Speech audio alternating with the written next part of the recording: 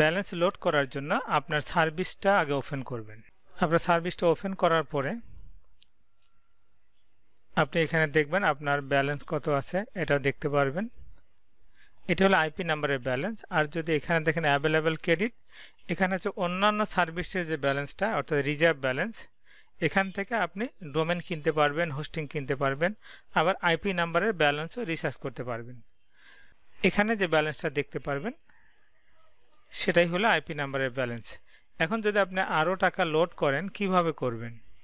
এটার জন্য যদি আপনার মেইন প্যানেলে ব্যালেন্স থাকে, এখান থেকে আপনি আইপি নাম্বারে রিচার্জ করতে পারতেন। যেহেতু এখানে ব্যালেন্স নাই, সেখানে আপনি রিচার্জ নাও আমরা ক্লিক করি।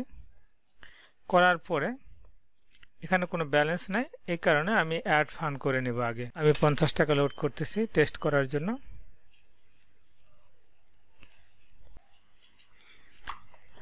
এখানে বিকাশ আসছে,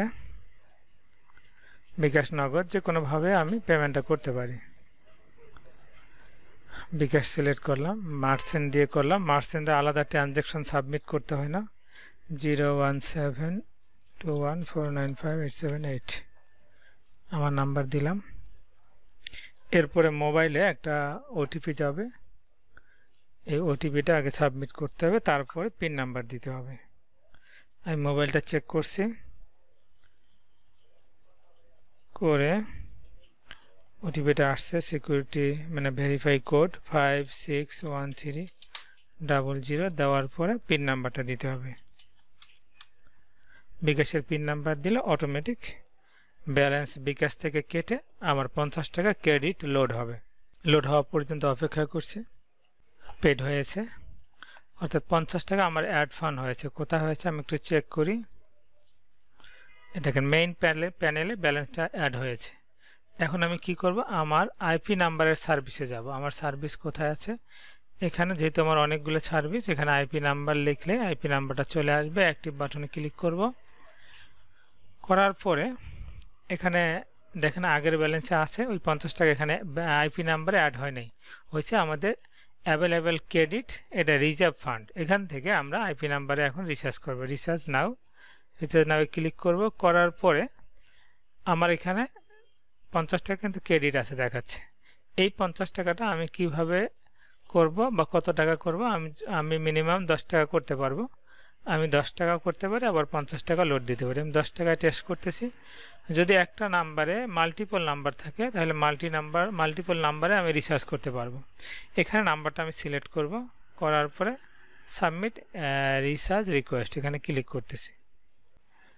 সাবমিট রিচার্জ রিকোয়েস্টে ক্লিক করার পরে এখানে দেখেন your IP number recharge successfully recharge হয়েছে। কত টাকা? 10 টাকা। এবং আমাদের কাছে একটা মেইলও আসছে, মেইলের নোটিফিকেশান দেখতে পাচ্ছি, জিমেইলের নোটিফিকেশান দেখতে পাচ্ছেন। আর আমার অ্যাভেলেবেল ক্রেডিট আছে এখন 30 টাকা। আমি আবার হোম পেজে যাই। হোম পেজে মেইন ব্যালেন্স ছিল 30 টাকা, সেখান থেকে আমি 10 টাকা আইপি নাম্বারে দিয়ে দিছি। এখন আইপি নাম্বারের ব্যালেন্সটা গেছে কিনা আমি আবার টোটাল ব্যালেন্সটা চেক করতে পারি। মাই সার্ভিসে গেলাম, যাওয়ার পরে এখানে আমার নাম্বারটা আছে, নাম্বারটার অ্যাক্টিভ বাটনে ক্লিক করলাম। অ্যাক্টিভ বাটনে ক্লিক করার পর এখানে 10 টাকা কম ছিল, এখন 10 টাকা ব্যালেন্স অ্যাড হয়েছে। ঠিক আপনি নিচে কল হিস্ট্রিও দেখতে পারবেন, আপনি কবে কার সাথে কত মিনিট কথা বলেছেন এগুলো দেখতে পাবেন। তো আমাদের আইপি নাম্বার সার্ভিস ব্যবহার করার জন্য আপনাকে অশেষ ধন্যবাদ। যে কোনো প্রয়োজনে আমাদের হেল্পলাইনে কথা বলবেন অথবা হোয়াটসঅ্যাপে মেসেজ করবেন, আমরা আপনাকে সর্বোচ্চ সাপোর্ট দেওয়ার চেষ্টা করব। আসসালামু আলাইকুম ওয়া রাহমাতুল্লাহ।